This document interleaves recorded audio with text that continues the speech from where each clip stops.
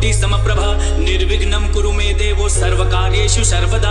ओम प्रणम्य शीर्षा देवं गौरीपुत्रं विनायकं भक्तावासं स्मरेः नित्यमायु कामार्थ सिद्धये। प्रथमं वक्रतुण्डं च एकदन्तं द्वितीयं तृतीयं कृष्णपिङ्गाक्षं गजवक्त्रं चतुर्थकं लम्बोदरं पंचम च षष्ठं विकटमे